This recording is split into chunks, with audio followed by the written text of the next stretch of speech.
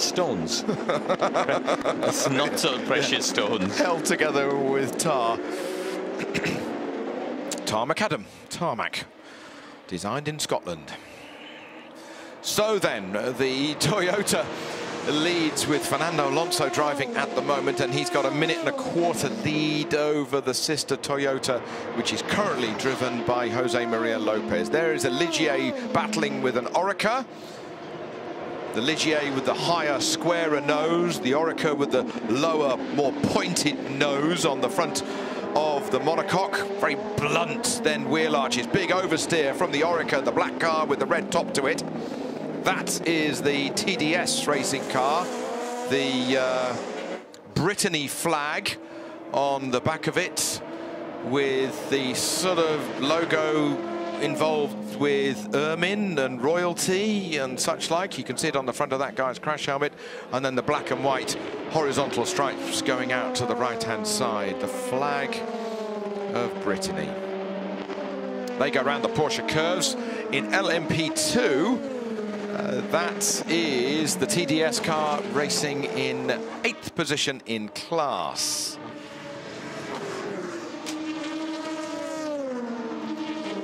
Whoa! Big off for the United Autosports car. That is Paul di Resta, and he's had a big off in the number 22. So wow. That is 2 crashes in a couple of laps at exactly the same corner, and di Resta has gone nose in, and that is going to be struggling to get back to the pits. That's a big accident. Yeah, he was in 4th place at the time, 4th in LMP2, which was going to be a great result for the Ligier United, who, you know, they were way down the order early on. But I don't know why.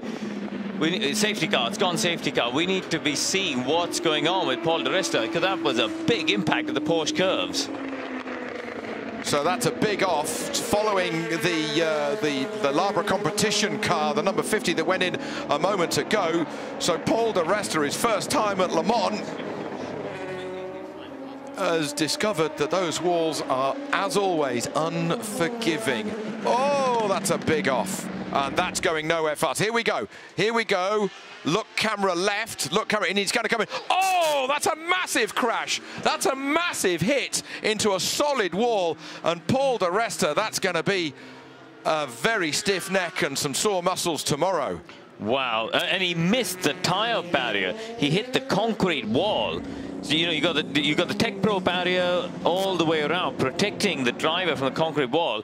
An impact on the concrete is not pleasant. That is nasty, and he's hit it square on. And he's out of the car. He's out of the car. So that's good news, and he's that is good. So he's fine, and well, physically looks fine. But yeah, wow, that is a huge impact for him. That's going nowhere fast. And after the accidents that we had at Spa, I was worried for a moment, but fortunately my worries appeased, and that's a big hit. Carbon fiber, titanium all over the place. Look at that. Oh, massive. And that's why you've got a hands device, haven't you? I mean, that would be a seriously stiff neck for a driver if he didn't have a hands device on. But hands devices, you know, pioneered over the last decade or so, and everybody in modern motorsport and club motorsport now having a hands device. And it's great to see that Paul di Resta is out of the car and he is okay. What a shame for the United Autosports squad. What a shame. What a shame. Yeah, really tough break for them. And we've seen so many lurid prototype loses through that left-hander, that really quick section of the Porsche curves. And now you kind of think, right, you've moved the wall further away, and yet they're still getting there, and they're getting beyond the Tech Pro safety barriers as well. So again, you know, any exposed bit of wall, you've got to look at that as being something that needs reassessing. And it was nearly a square-on kind of 90-degree hit, which is the worst of all. That's happened to Fittipaldi. Really, well, yeah, Fittipaldi's was straight in at Spa. Barely any angle in it at all. Just enough to make it on driver's side as opposed to square on in front. Well, the debris field is significant. You can see the tyre marks there on the wall. He's not the first person that's hit there either. But the remains of number 22, United Autosports Ligier, being craned away. And yet another safety car. Now, how is this going to affect our races? What's this going to do to our LMP1 battles between the two Toyotas, between the two Rebellions? Are they going to get separated again by safety cars? Will we see those, minute and a half, 2-minute gaps suddenly close up because they're behind the same safety car queue? What about the Pro class in GTE? Michael Christensen and his teammates in the 92 Pink Pig twice early in the race got a safety car gap on the rest of the field. Are they going to lose one of those? Is this going to ruin any hope of us having races in most of the categories for the win, or is it going to close it up? There's only one way we can find out, and that's we're going to have to wait a little while until they start going by. Right, 8 and 7 are between different safety cars. 8, the race leader, is behind safety car B, now at Mulsanne corner, and 7 is behind safety car C, still in the Porsche curves. So that gap will not close. It will remain a significant 1/3 of a lap distance. Paul di Resta gets into the ambulance. And we have waved goodbye to Peter Dumbreck and Karun Chandok. I want to just say thank you to both of them for all of their knowledge, insight and input. Here in France today and tomorrow, railway and airplane strikes, so they are making their escape now, when hopefully they will be able to get going. Now, in our LMP2 field, Panis Barthez, Will Stevens was up into second place. Now, is he in the same queue as Jean-Eric Verne?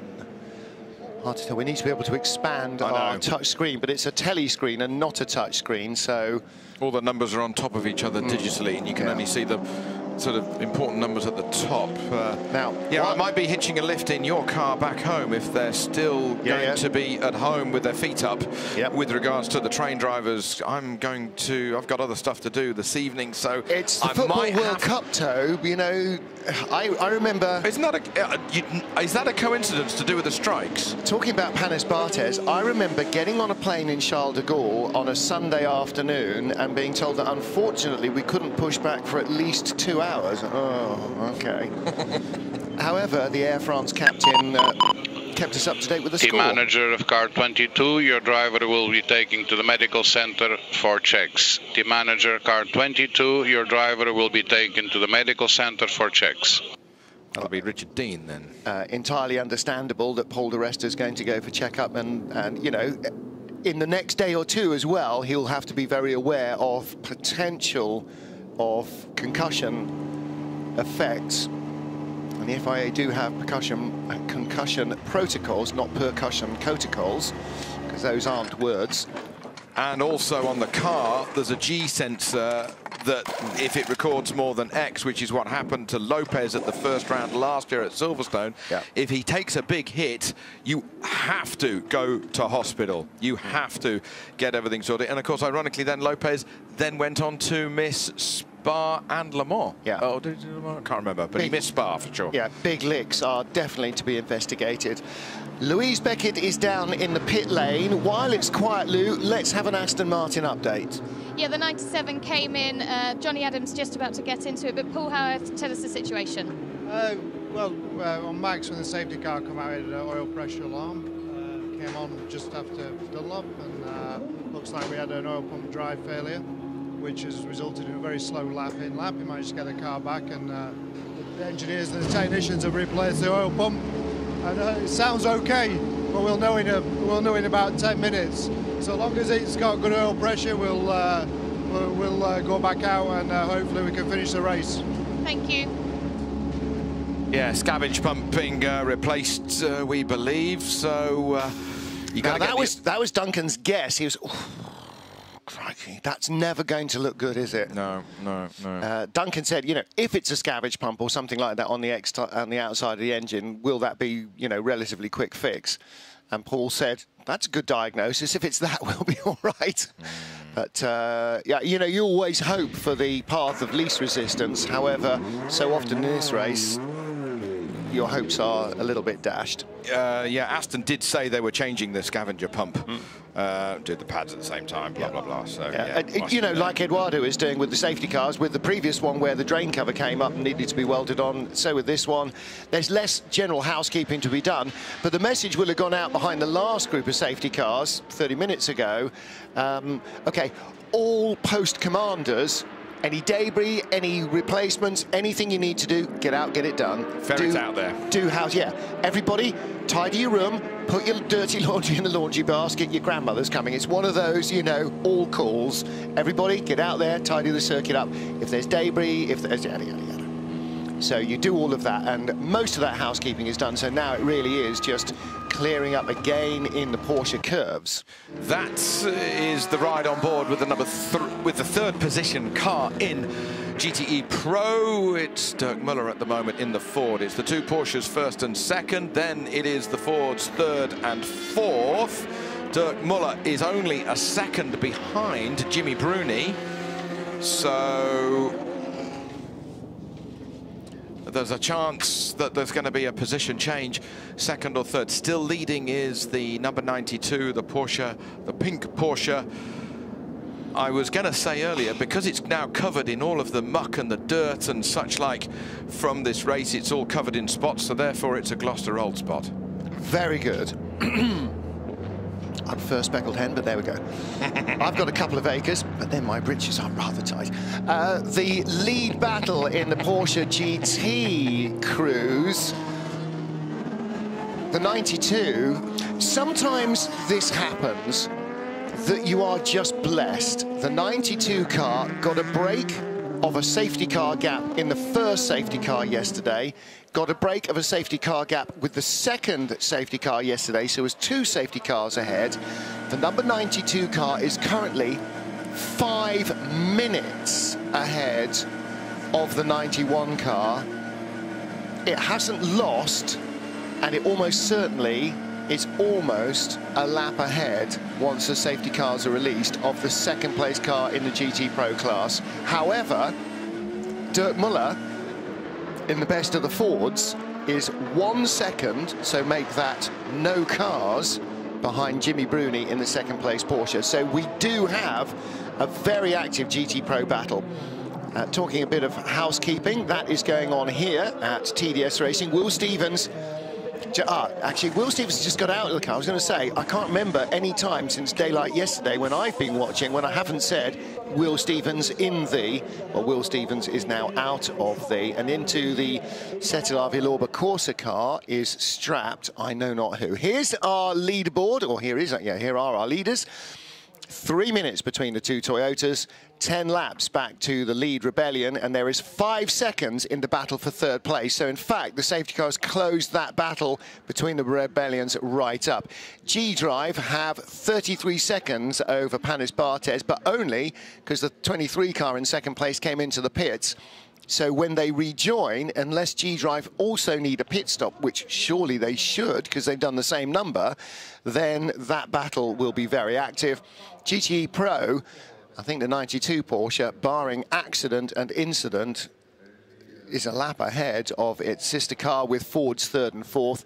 And in the GTE AM car, again, similarly, it seems, touch with the rubber, the green, is the 77 Dempsey Proton Porsche, Christian Reed. And again, as with Will Stevens, I can't remember a time when I haven't said Christian Reed at the wheel, ahead of the Spiritor Race Ferrari, the Keating Motorsport Ferrari of Thomas Floor and Jeroen Blekemolen, respectively. Team Project One's Porsche in fourth with Jörg Bergmeister, Proton Competitions Porsche fifth with Ted Pappas, and Fabio Bobini sixth in the Ebby Motors Porsche. So again, in AM, 4 of the top 6 are Porsches.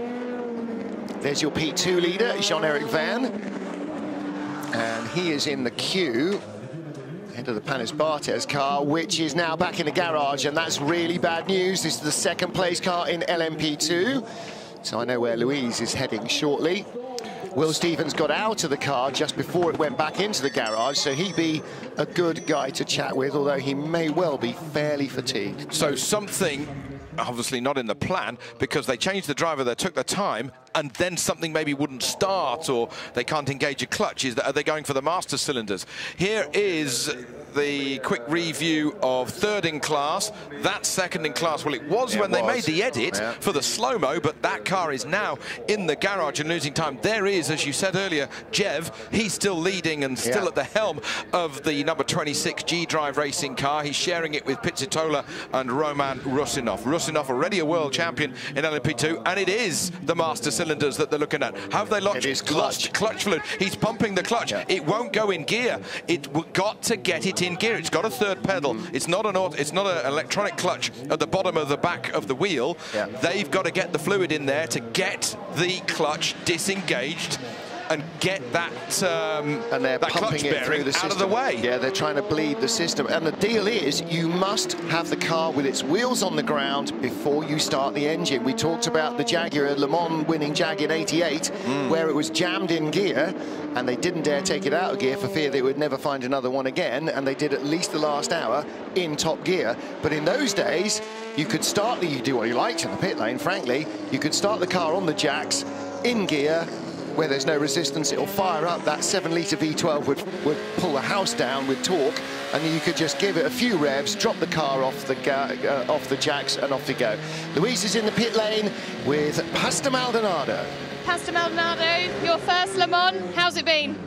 It's been very tough, to be honest. Since the beginning, we've been having a lot of troubles. But this is Le Mans, you know, we are enjoying. We are trying to recover. Still 5 hours to go, so we are there. We are still fighting. Is this what you wanted to be a part of? For sure, it's something unique, and the experience is amazing. You know, especially during the night, I drove a lot, so we tried to recover.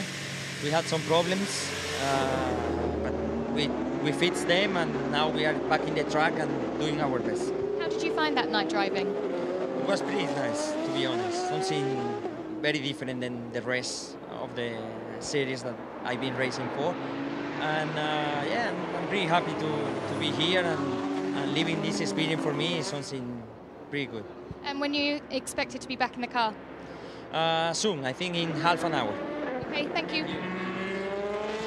Thank you, Louise. We are under safety car after a crash that has happened to the United Autosports Ligier, driven by Paul de Resta. He's gone off in the middle of the Porsche curves. Massive hit, but safety cars are in at the end of this lap. I know, but everybody behind you is on fresh tires, so maybe we should do something here. Okay. Well, what probably you shouldn't do. How many laps has he got to go, I wonder? Why is Dirk Muller having so much of a panic? What you shouldn't do is pit as it goes green, because that guarantees you lose track position.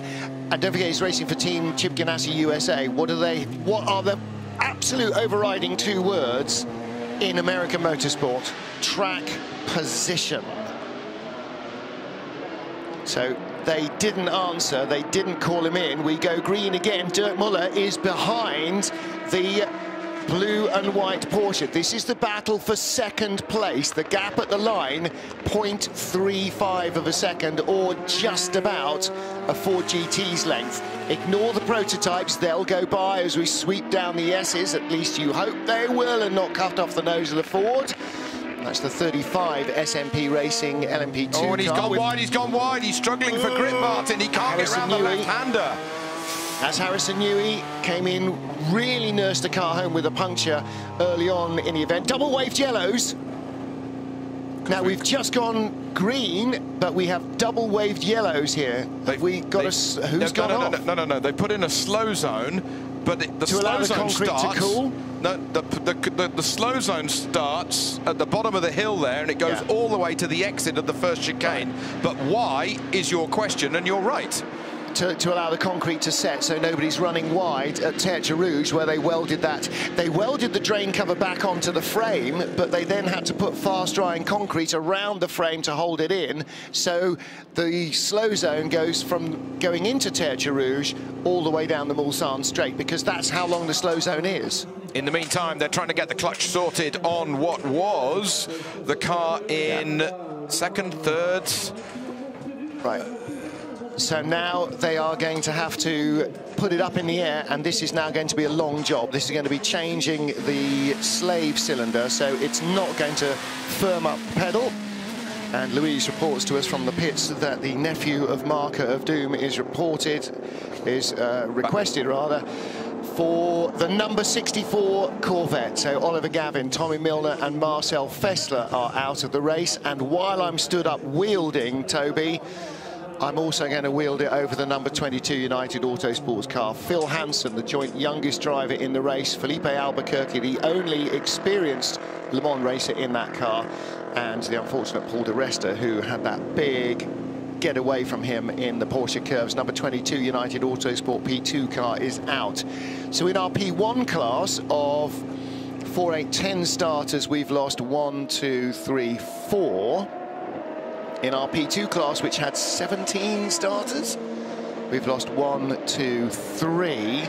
In our GTE Pro class, which had 17 starters, we've lost 3. And in our GTE AM class, we've lost just the one 98 Aston Martin. Well, Dirk Muller lost a little bit of ground there because of Harrison Newey getting in front of him into the slow zone. Not that he was any slower than Dirk Muller, but just that it sort of slowed him down the hill. Here's you can Dirk. use your overtake when you get out of the slow zone here. It's on a slight delay, that radio message. Yeah. Yeah. You might try driving quickly, that was basically. He is trying driving quickly. So, unfortunately, the P cars coming by have separated the battle out. And is that the TDS car back out? That is the TDS car back out. That's very swift, considering we saw it going up on the jacks 60 seconds, not even that ago. They are 6th in class at the moment. Loic Duval, who's got in the car, he makes his way out. Former outright Le Mans winner. Yep. Will Stevens, who was in 2nd, now in 4th position as that car probably up in the air because they're going to take the floor off to get underneath it to have a go at the gearbox. Oh, not good. Not good. I'm getting my Panis Barthez and my TDSs mixed up, aren't I? Panis Barthez is the car that's on the jacks in the garage. It wasn't TDS, yes. So, correct. Random standard pit stop, or standard pit stop for them, randomness from me. Down into the second element of Indianapolis comes the Ford. Now, we heard just before they went green at the end of the safety car period, Dirk Muller saying, well, I'm on old tyres and they're all on new tyres. What are we going to do about it? And the answer is, you should have mentioned that a lap ago because we haven't got time now. And we didn't get that answer.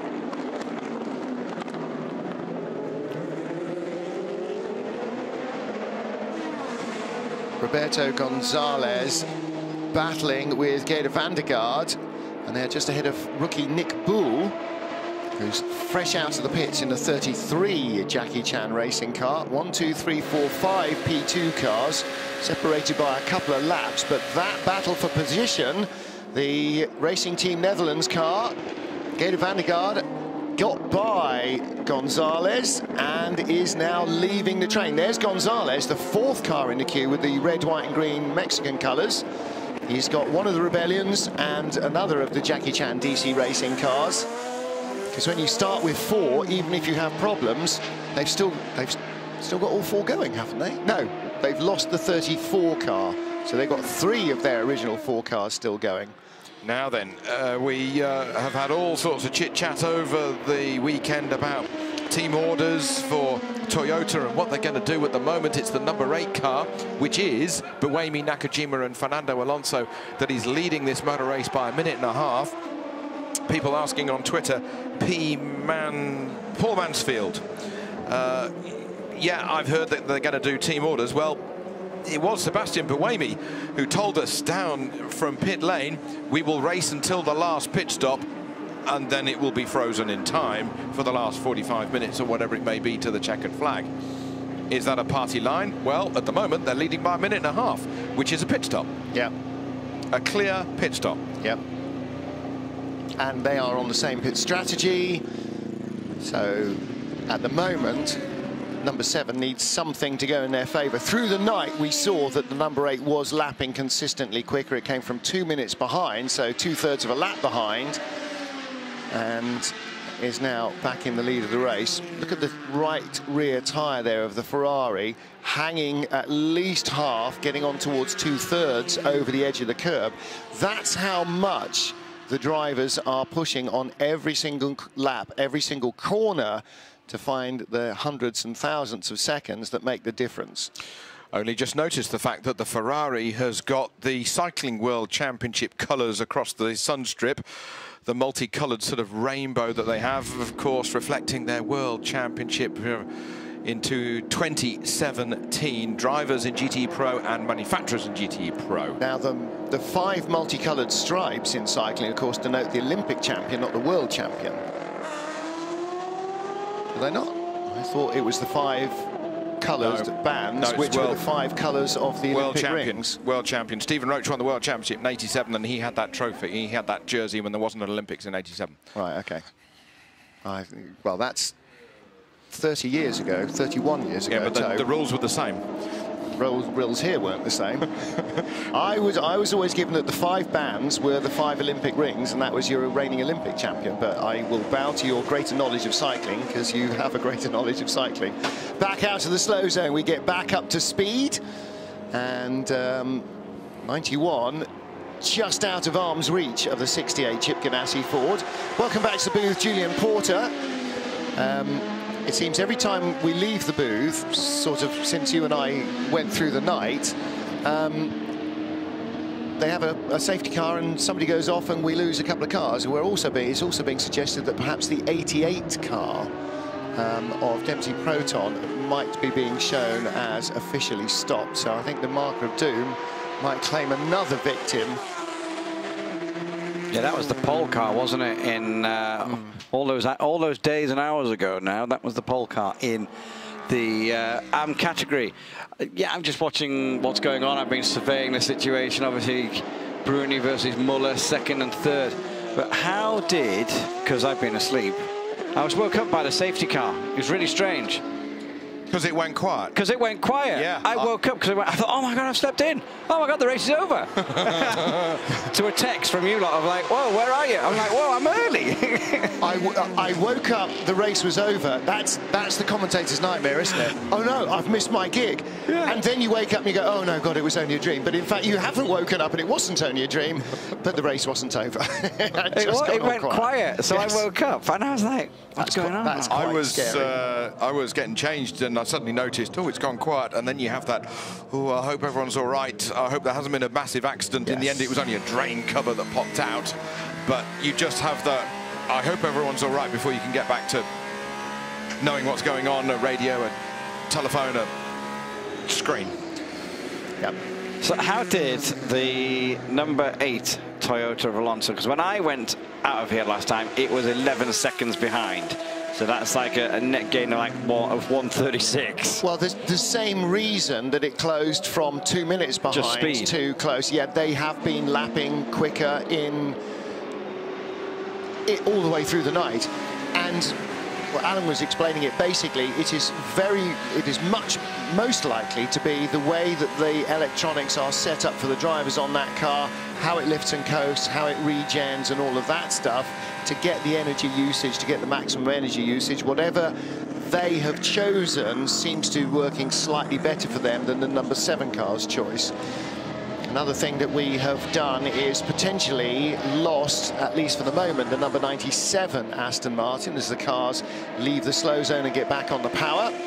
95 is still circulating, 97 with an oil pressure problem. At the moment, was it this safety car or the previous one came out? The previous one, wasn't it? The one for the drain cover. So that was going very slowly. Made it back to the pits, but has not yet reappeared. Johnny Adams on there in the 97 car. Has, because he's completed sector 2. So 97 is back out to the pits, I think. And that's the 95 car. Now, neither of them in with much of a sniff of a podium, and not really an awful lot of points coming their way. 95 is in 10th place, the last points paying position. It's been a tough debut for this car at Le Mans. Brand new car problems. They didn't have an enormously favourable balance of performance. They didn't have the speed really at any stage on the circuit. It wasn't a straight line problem, it wasn't a corner problem, it was a all-round problem. And then a couple of technical issues for the cars. The lead Toyota is 1 minute and 24 seconds ahead of its teammate. The gap between the Rebellions is 12 seconds as the GTE Pro leader comes into the pit lane. the Gloucester Old Spot. That's now 3 minutes and 57 seconds was the advantage over the second place car, and they were doing 5 minutes 7 laps behind the safety car. So this is at the end of the first green, or not behind the safety car, but because of the slow zone. So this is a green flag pit stop, or a non-safety car pit stop. Laurens Vanthoor takes over, adjusts the wheel. Now, it used to be, when you bought a 911, that the driver would reach for the seat bar underneath and slide it forwards or backwards. However, in an impact, a seat that slides around isn't the best thing you'd appreciate. With one pin bolt to holding it. A little bit more than that, but yes. Yeah. So now, in fact, you've got a lift and tilt and you know, collapsible steering column, which means the seat is much more rigidly bolted into the car and much safer for the driver in an impact. And you can move the pedal box. Yes. You can move that because that's easier and less stress going through it than a seat. And the last thing you need in an accident is a seat to break loose, because that's when it's really not very nice. So, well, there is Fernando Alonso, our race leader in LMP1. Jean-Eric Vergne, our race leader in LMP2. Laurens Vanthoor leads in GTE Pro, having taken over from that man, Michael Christensen. And Christian Ried, who looks more and more like Mercedes driver whose name escapes me. The veteran Mercedes driver who's driven Mercedes since forever and ever. Bernd Schneider. Bernd Schneider, with every single day. It looks more and more like him every day. He leads in GTE. Matt Bishop reminds us that it is 25 years today since we lost the late, great James Hunt. He died in his sleep at his home in Wimbledon. A couple of days ago, I think it was. Okay, maybe that's... I was in a fuel station on coming back from a meeting with all of the crew in my first job with Tim Bevan, a name you will remember, who is here today, this weekend. And I went in to go and get a Coca-Cola or whatever it was, and he came out and he said, James Hunt is dead. You're right. I was absolutely mortified. Yeah. Absolutely mortified. Yeah. And if you haven't read Gerald Donaldson's book, you absolutely must. And if you don't cry at the end, then there is no hope for you. Yeah. I went out and I went to the pub and enjoyed a long evening. I thought I was very upset by that. Well, a lot of people were. He and Barry Sheene really encapsulated a sort of swashbuckling era that even then actually was coming to its end, wasn't it? You know, in Formula One and in motorcycle Grand Prix racing. Look at the banners and the bridge there. Porsche have got all of their advertising around the circuit in that old brick-built garage livery that they have applied to the inside of the garage to match the historic liveries on their World Endurance entries. And Andrew Seidel and the guys were telling us a couple of nights ago that the decision to back up the historic livery on the cars by going the whole hog was made, as long as 6 weeks ago. So somebody in branding, Done a busy job. Somebody in branding, not just designing it, but getting it made, because the back of the front of the Porsche grandstand across the front of the balconies has got all that. The whole of the back of the Porsche grandstand, which faces out behind the circuit, has got all that on as well. In comes the white and blue Porsche. Yeah, and Muller's in as well. The second and third are in here. Yeah. And Muller was saying, a few minutes ago, he had older tyres, didn't he? Well, he didn't lose much ground, did he, from behind the safety car? So it was a very wise call by the team not to bring him in. However, I'm not sure where in the cycle they were with booting the car. There are fresh tyres going on the Porsche. And on it's a full service, isn't it? Well, you know, that's because you can't put a fresh set on every time because of the restrictions on the number of tyres they can use. You would expect new driver, new tyre. That should be the way it goes, and that's what's happening. And it is a battle on pit road. There is no minimum stop time. So the Porsche and the Ford will fuel. The same size fuel tank, give or take a litre or two, away, and will leave, and the gap remains. Well, I think it's closer. A car length and a half. I think that's closer. Yeah. That's a good stop by the Ford boys. Yeah. Is there any news on weather over Le Mans for the next 4.5 hours? Well, I'm assuming that it will remain largely as it is, i.e. very little in the way of bad weather coming our way. Let's hope so anyway. We don't need anything else to dilute the sting in some of these battles. You know, Bourdais was quick as well when he was in the car in the night, so I mean, Fred's quick as well, but Bourdais at home, kind of like, yeah, let's see what we can do.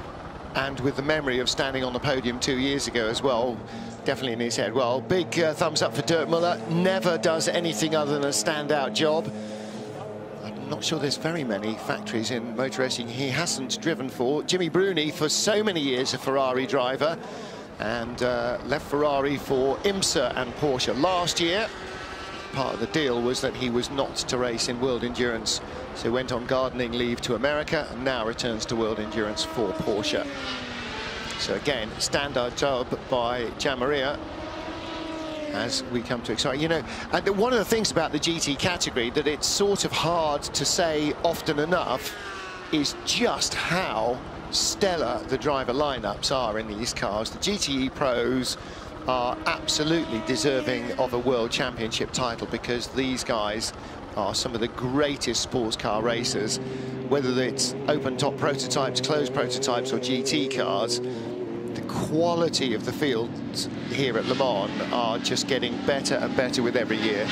And that'd be why, obviously, as you point out, that that Porsche paid a load of money to get Bruni out of Ferrari into here. So, I mean, it's so close. It is down to the drivers. Zuffenhausen back in Germany is where Hans-Joachim Stuck is. They're broadcasting a little show here from live trackside in Le Mans, back to Zuffenhausen, where they're putting on a bit of a show for the employees, for guests, for VIPs, and even look how close it is. Even at 50 miles an hour, 80 kilometers an hour, that Ford right up the tail of the Porsche. They're waiting for the go. Look at the white line at the top of your screen. They're going to be go when they get to there, Martin. There goes the Porsche, there goes the Ford, there goes the BMW, then the Ford following. Now we're back racing. Now what you guys didn't see, there's the white line, that's where you go green. What you guys didn't see for lap after lap after lap, in fact for at least an entire stint and probably almost 2 entire stints,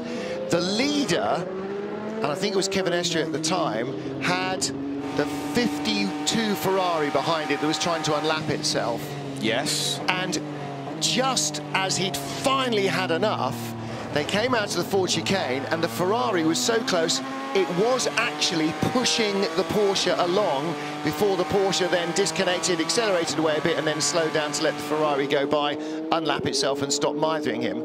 But I'm not sure I've ever seen a race that close in GT where one car was pushing another one along the front straight. Here is a rebellion, pushing, locking up the outside front, washing a little bit wide, but managing to hold it all together. And he needs to, because Bruno Senna is only 15 seconds off an overall podium. The problem is the car on the overall podium is teammate Matthias Besch in the number 3 rebellion.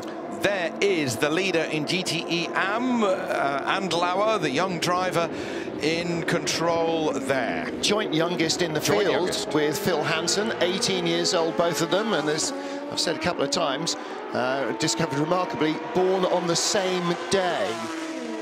Not the youngest ever to have started. We talked about that. The youngest ever was young American Matt Mcmurray. He was 16 years old in Yay days when he raced here, and talked about back in the 1960s when the ACO refused to let Pedro Rodriguez enter Le Mans because he was only 15. 15? Yeah. Well, he was to define him as prodigy sort of does not really use the word prodigy correctly, but he absolutely was. He had prodigious talent at such a young age.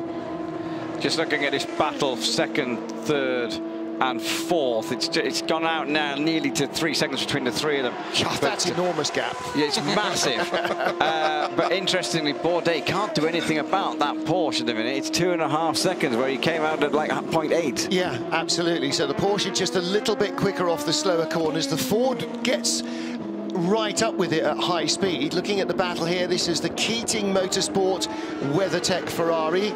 Behind it is the Spirit of Race WeatherTech Ferrari. Don't be confused, they're different colours. And in front, the number 70 car That's the MR racing car. That, in fact, is 10 laps down on the leaders. So the two Ferraris are second and third, but Julian Andlau, the leader, is a minute and a half up the road. On board with Andy Priaulx, the Guernseyman. You're looking through that onboard camera. If you think it's a bit of a wuzzy picture, yes, it is.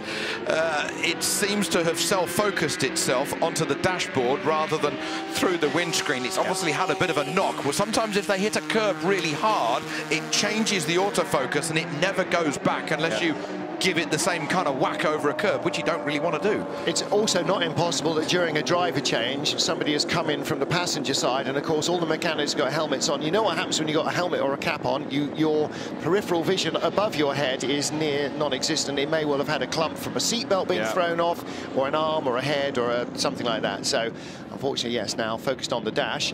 Back into the slow zone.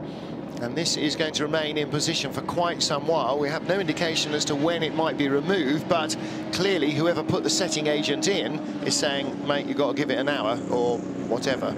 Got to give it a coffee. So just to explain, second in class is the Porsche at the front. Third in class is the Ford behind it. Just forget the BMW for a moment, if you could, please. The Ford that we are riding with here, which is Andy Priaulx, he's in fourth. So sort of ignore that BMW, and then you've got second, third, and fourth in class. They're Priaulx, on the limiter. Priaulx and the BMW both having a little weave. BMW is 8 laps down on the leaders, Martin Tomczyk. That car had a long stop for a damper change and then had another issue as well. And that, of course, the view that Andy Priaulx has got now that he gave so many people when he was in the World Touring Car Championship, as you know, Martin. Of the back of a BMW. Of the back of the BMW, yeah. Usually not in race 1 or in qualifying, but in race 2 he normally made up all his points. Yeah, correct. And behind you've got an LMP2 battle as well. Now, is that a battle for position? The Racing Team Netherlands car of Gerrit van der Garde. No, he's a minute behind Roberto Gonzalez, so that's not the car immediately in front of him. I have a feeling that's one of the, might be one of the two Malaysian, one of the Malaysian, the Malaysian car. The Malaysian car, yes, from... Could the acceleration of the BMW and then the LMP2s. BMW's quick off the mark, isn't it? Yeah, very quick off the mark. And that's why Priaulx's being frustrated, because he didn't get away as quickly as the BMW. So he's now going to spend the rest of the lap catching it back up. If he could get the jump, then he might have a chance, or a greater chance, of closing on his teammate right in front, Sebastian Bourdais. Bourdais losing ground to the Porsches again. And last time round, they're long laps because of that slow zone. But last time round, Bourdais actually didn't lose anything to Makovic, but the damage was done. Leaders in. Getting the rubber out the back end, just checking, knocking to make sure that it's all solid. One of the guys has got an orange kind of screwdriver just to dislodge any rubber marbles that have collected and therefore may affect the aero. It's not necessarily how you enter the air, it's how you leave the air that is the aerodynamic trick. That's why the front of a jumbo is blunt and the back of it is pointed. And because it gets stuck in like the wing, in the gaps in the wing, doesn't it, and things like that. So basically it causes drag, and drag is not your friend when you're knocking on 200 miles an hour. This BMW, even though it's way behind, it's actually caught the Ford of Bourdais. So that's the BMW's got some pace about it. I appreciate it's out of position, but it's got some speed about it. Does it polish the front end, it go faster? I'm always curious, guys, to know why they put so much effort into cleaning the lights. It's now daylight and we've got 4¼ hours to go. Yeah.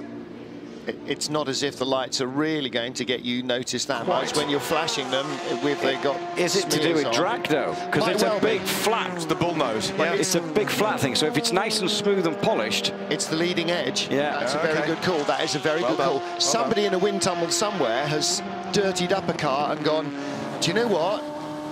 It seems silly, but the drag coefficient suddenly soars if you don't clear all the rubber off.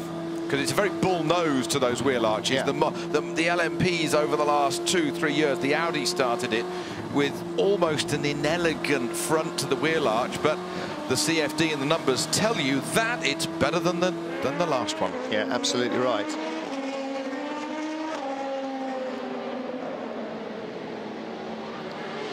So, as I said, those two Fords are 3rd and 4th in class.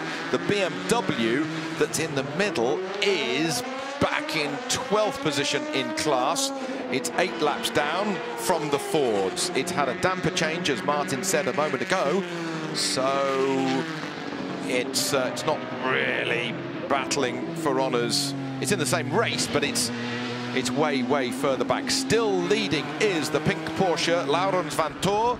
He has a lead of 3 minutes and 55 seconds, nearly 4 minutes, and he's been in the lead since someone told us last night, like 97% of the race. Yes, 97, 98%. I think the blue and white car got in front a couple of times, maybe for a lap, maybe during the pit stop cycles. Possibly the pink car was stopped first. Well, I initially from the start it was the blue and white car in front, and then they started to swap and slipstream each other. But it was the blue and white car for the first a few minutes anyway. Just looking at his BMW and its pace and things like that. How much are they learning this weekend? Because that's still a new car, even though they've done a load of testing and everything. They're learning a huge amount, and they're learning that they're fast, but just a bit fragile. Well, they had a damper issue, and Antonio Felix da Costa said something that has never cropped up in testing and didn't happen in Spa, so it was totally out of the blue. And of course, predictably, once it happened on one car, the left front damper went on the other one as well, so exactly the same failure. So that may be quality control. It might be build resilience that needs to be looked at. It might be lifing on the car on those particular items. Whatever it is, you know, this track places unique strains on the car that maybe where they tested and maybe Spa haven't done, particularly because the length of the race, you know, the stress that goes through it in a 6-hour race at Spa, chundering through Eau Rouge every lap. 18 laps of Le Mans probably puts a whole load of different stresses in at different speeds, and so you learn different things. And you're absolutely right, Jules, they are learning an enormous amount. The real problem for them, or the disappointment for them, is actually they could have had a podium finish on their debut because the car was fast enough before it had those delays. But then ifs, buts and maybes, unfortunately, don't pay the mortgage. Fernando Alonso was already going through Indianapolis. He's already going up to Arnage Corner. In the meantime, Jose Maria Lopez, hello, Marshall's removing bollards because the concrete has set on the manhole cover. Well done, boys and girls, guys and gals. Seb Bourdais' dad watching the action from the pit lane. So still the leader, Alonso, has a 24-second advantage over Jose Maria Lopez here at Le Mans. This is apropos of nothing, and it wasn't a tweet to me, but I'm just reading it from Edsa. Worth pointing out that Australia lost in football, rugby and cricket yesterday. Always worth pointing out. Although, actually, I have to say, they played a really strong game against former world champions France, and I'm unlucky to lose that one. However, any time they lose at cricket is a good day with me. I'm going to say, but are they going to win anything today? No. Are they? Ooh, I don't know. Yes, we have an Australian leading GTE AM, remember? Yeah. Oh, right. Matt Campbell. Yeah. Okay, so they're going to win something today, or they're on... hang on a minute. 4 hours and 13 minutes, and you're already presenting him on the podium. Let me finish the sentence. They're going to win something today, as long as it stays the same. Okay, we are green. Slow zone removed. And slow zone procedure has finished 17 seconds ago. So the slow zone has been removed. We are now back to a full green racetrack with a smidge over 4 hours to go.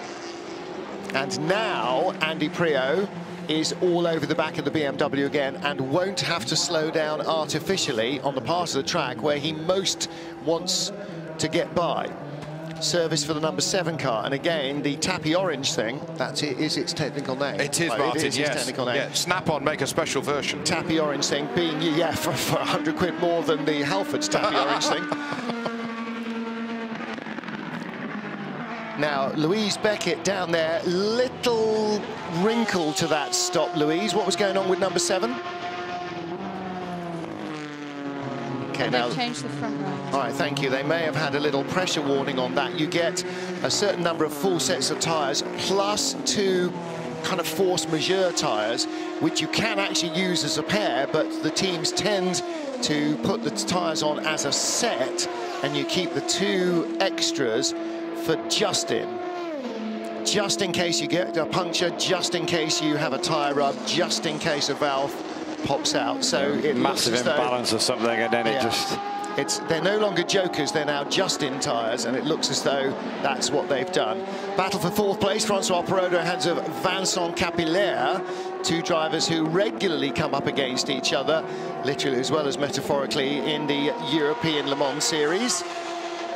And two drivers of pretty much identical abilities from everything I've ever seen them doing, and almost identical ages. They've been in the car almost the same amount of time. That's a good, close battle as well. And the TDS car of Francois Priaulx was in third place until it had that long stop with the clutch problem. And that's that Panis Barthez, and they're still in the garage, isn't it? I keep getting my TDS and my Panis Barthez mixed up. Will Stevens. I think perhaps Lew, who is never averse to getting the hard interview, might have to go and drag Will Stevens out of his torpor. Louise, I'm not having no as an answer down the inside. Vincent Capillaire dives through, dive bombs Francois Priaulx for fourth place. And fourth place is very important right now, because we've just seen within the last half hour the third place car in LMP2 strike trouble, and it is still in the garage. There are 3 cars in front of Vincent Capillaire. Only one of them needs to have a problem, and suddenly that car is on the podium. He does need someone to have a bit of an issue there, because he's got to make up a lap, hasn't he? Listen, 4 hours of this to go. And habitually, the last hour starts to get about as crazy as the first was in the last few years. You know, and again, it doesn't have to be the last hour, does it? It has to be the last 5 minutes, as we know. I think Luis just said in the background there was no reading from that tyre or something, like the pressure monitor wasn't working. Right, okay, so thank you, Lou, for that update. And that again, was on the 7 car, wasn't it? Just in case you've just joined in halfway through that sentence. Have you put it in health and safety book? Well, no, because my health and safety book, I don't know where that's gone. But anyway. You haven't issued a bump note for that. So the number 7 car, again, belt and braces, make no mistakes, because if they have a puncture, then you can pretty much guarantee it's not going to win the race. If they don't have a puncture, if they take that precautionary pit stop, change the tyre, then if something happens to the lead of the number 8 car, you've still got the belt and braces back up. Nose is off this. Yeah. New nose going on. On purpose, I'm assuming. He didn't just leave it somewhere. It's quicker than cleaning it. Look, you just put a fresh one on. I don't think he came in without the nose. They were ready with that, with those little keys in for the quarter-turn fasteners. So the Ligier passes the Porsche. Passes, that's easy for you to say.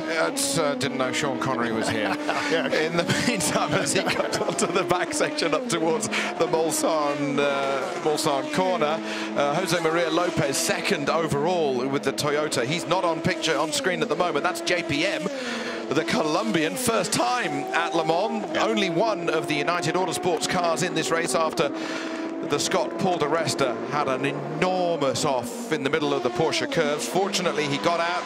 The tall, lanky lads got himself into the back of the ambulance, and he is back in the paddock. The car is a mess. But JPM is here, winner of Monaco, winner of Daytona 24, winner of the Indy 500 twice, and a racer, if ever there was one, a racer at heart. Yeah, Duncan spoke to him early this morning and said, you know, how are you finding your first Le Mans? He said, man, this place is crazy.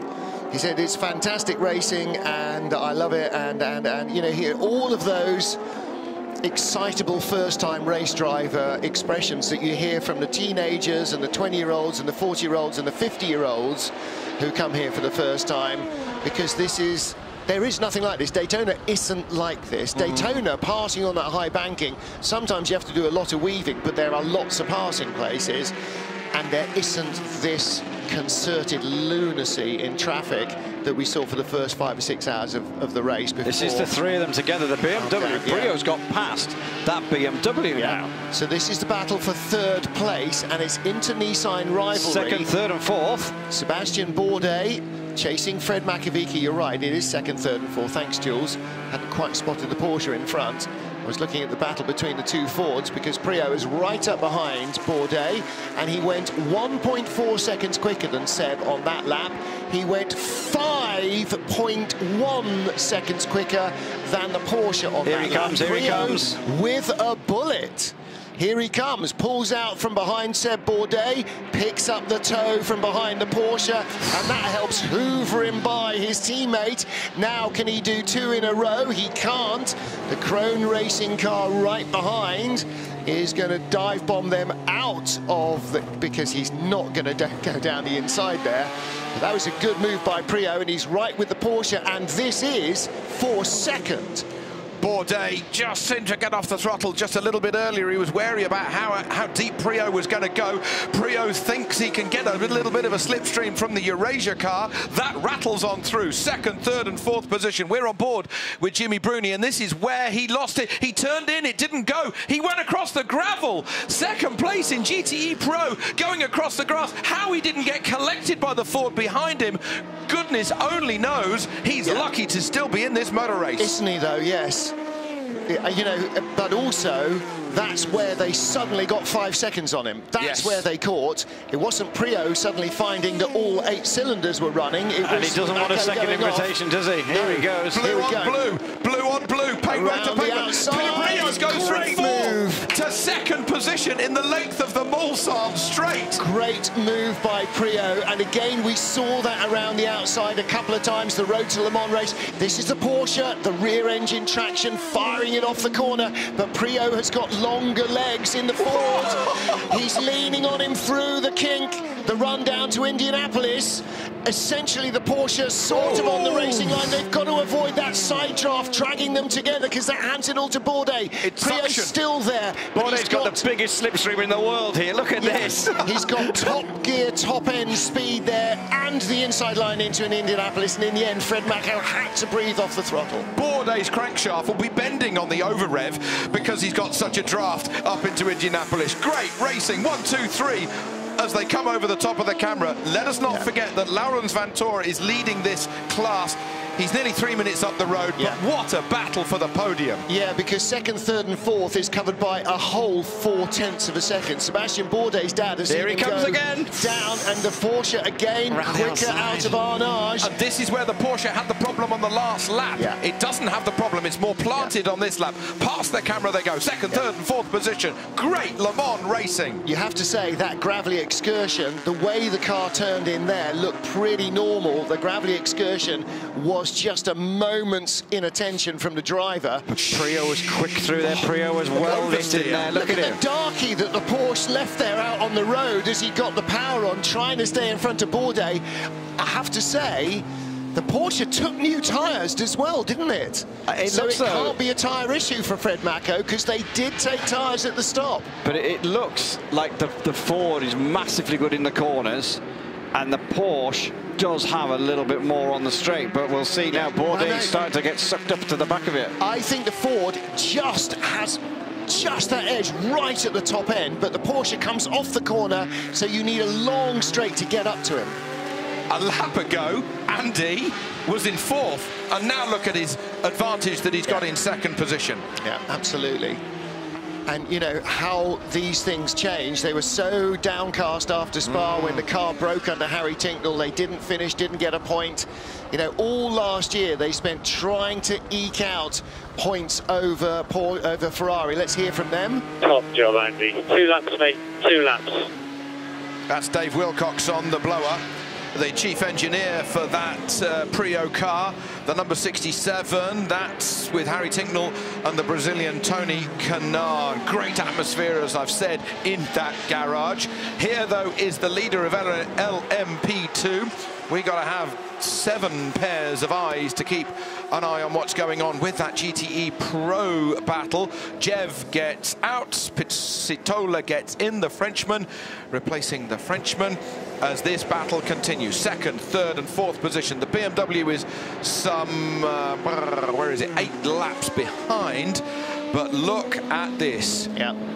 Priaulx stretching his legs now, and it's really right at the top end of the rev range. I think that the Ford's just creeping away.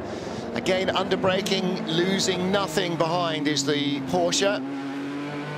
And its traction is absolutely exemplary off the slow to medium speed corners. Bourdais close, but no cigar yet. Trying to get himself onto the podium. So it's Porsche 1-2 has been since the BMW retired at sort of 3 or 4 in the morning, the Porsche has been back in 1-2, and now finally the second Porsche has been caught again and passed by Andy Priaulx. Look at it coming back though under braking in there. Yeah. Oh, kicking up some gravel into Sebastian Bourdais' face as well. Here is the TDS car running on. Is that Loic Duval in there? I think it is. Yeah. Sure, you said it was. That's for, well, oh, that's... Sorry, Perrodo. Yeah, Perrodo's just got in it. Just let's go back 3/4 of a lap. That oversteer from Fred Makovici on the exit of karting. You know, that's a 140-mile-an-hour corner when you're leaving a couple of number 11s down on the road. The reaction, the wherewithal to keep a car in control like that is just why these guys are the best in the world. He's coming back there, is Fred. I think that lap he was kind of kidnapped on. He had dirt on the tyres from his run through the Porsche curves, and it put him vulnerable, and now he's got them cleaned up. He's coming back again. And Joel Pizzatola has just taken over the LMP2 lead car, the number 26 G-Drive racing machine, and that means fresh from the wheel is Jean-Eric Van Lew. He's feeling no pain, is he? Well, you've had a good run so far, haven't you? That was really good. The car feels, honestly, feels amazing. It feels better and better.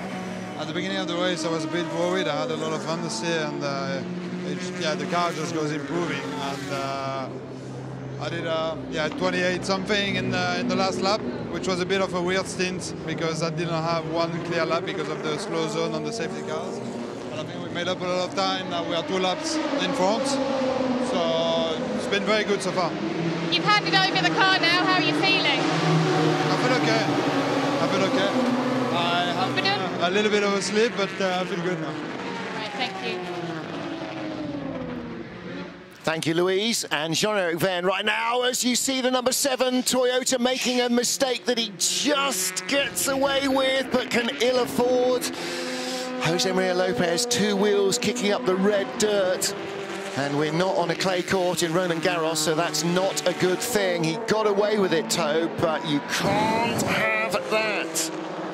You know, complacency. Oh, I'm fine. I'm 11 laps ahead of the car behind. It's got nothing to do with that. Every lap, you've got to be as sharp as possible. As I say about these difficult weekends, Martin, you can sleep on Monday. You've got these 4 hours, one of the most important 4 hours of your motor racing career in front of you. But it's exactly the opposite to complacency. He doesn't give a rat's what's it about the car behind. The only car he cares about is the one in front. Yeah, okay. That's why he's 2 wheels on the dirt, because he's trying to use every single half a millimetre of track to catch the race leader. He wants to win. The number 7 team want to win as badly, at least, as the number 8 team do. Because don't forget, number 7, they're battling against Formula 1 superstar world champion parachuted in to try and win Le Mans on his debut. And they want to win as much as anybody else in the field. So that's why Lopez will be fighting for every centimetre of track until he passes the checkered flag. But unfortunately, you know, with that knife edge, as we see so often, you know, you teeter on it, and teetering on it for 24 hours is a really, really hard job to do. Well, there is your running order all the way through the field. We have so far lost 1, 2, 3, 4, 5, 6, 7, 8, 9, 10, 11 cars from our field of 60. And here is the replay of Andy Priaulx taking 2nd place. This is the highest in a race a Ford has been. And don't forget, this car crashed twice in qualifying, once by Priaulx, twice by Priaulx actually, once off, once crashed, once by Tony Kanaan, and a drive-through penalty in the race, earned for a slow zone misdemeanor. And look at that, the side draft pulling the cars together down into Indianapolis. As the Porsche came back, Priaulx hung on and is now creeping away. That is the highest a Ford has been in the race, and that is the car that after qualifying was, quote, least likely to. If you were Sebastian Bourdais watching that on the run down to Indianapolis 2 laps ago, you must have been thinking, which way am I going to put this car to avoid those 2? Yeah. Going by the remaining Aston Martin Vantage, or that's 97, yes. So, oh, hang on, 97's back out. Yeah, we talked about that before with Johnny Adam on board, yeah. So they fixed it. So 95 continues, so 97 is not out, so they have fixed their pump problem, or their saggy oil pressure problem. Bourdais can't stay with the Porsche, can it? Can it? And you know, everybody's now looking at the number 8 Toyota. It's in front of number 7. It's been going quicker through the night. It's got back in front. Well, yeah, obviously the team are doing that. They've turned down the wick on the number 7 or blah, blah, blah. You've got two cars here that are ostensibly identical, run by two different arms of the same family, and yet Priaulx's got more pace than Bourdais on tyres that have done the same distance. Priaulx, no, not on tyres that have done the same distance, because Bourdais stopped the same time as the Porsche. Priaulx was clearly a fraction lighter on fuel, so maybe that was the defining distance between the two of them. There is the leading car. We are riding with it, in fact. We're going around Harnage behind one of the LMP2s. That'll disappear away into the distance. Second gear, third gear, fourth gear, the 4-litre flat 6 howling away all the way up the gearbox, all the way up the rev range.